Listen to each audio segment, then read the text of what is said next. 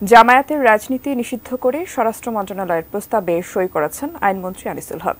কিছুক্ষণের মধ্যেই প্রজ্ঞাপন জারি করা হবে বলে জানিয়েছেন তিনি।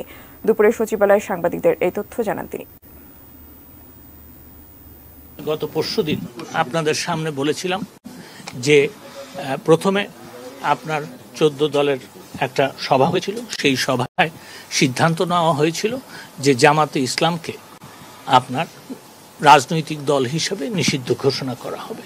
এটার একটা আইনি প্রক্রিয়া আছে।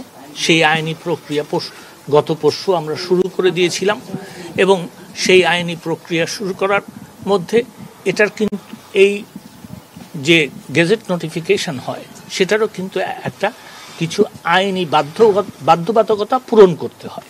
তো সেই কারণে গতকালকে স্বরাষ্ট্র মন্ত্রণালয় এই আইনি বাধ্যবাধকতা পূরণ করে আজকে সকালে এটা আমার মন্ত্রণালয়ের লেজিসলেটিভ ডিভিশনে পাঠানো হয়েছিল এবং লেজিসলেটিভ ডিভিশনে পাঠানো হওয়ার পরে আমরা এটাকে ভেটিং করে আমরা আবার এটাকে স্বরাষ্ট্র মন্ত্রণালয়ে পাঠিয়ে দিয়েছি।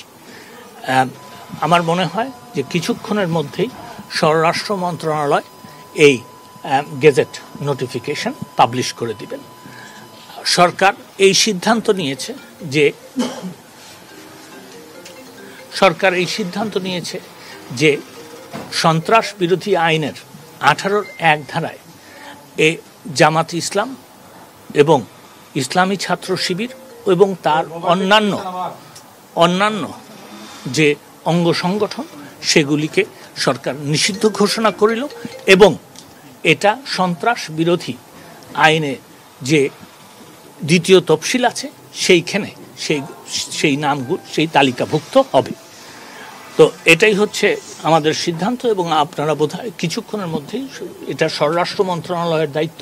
এটা স্বরাষ্ট্র মন্ত্রণালয় আমার মনে হয় কিছুক্ষণের মধ্যেই গেজেট নোটিফিকেশন করবে।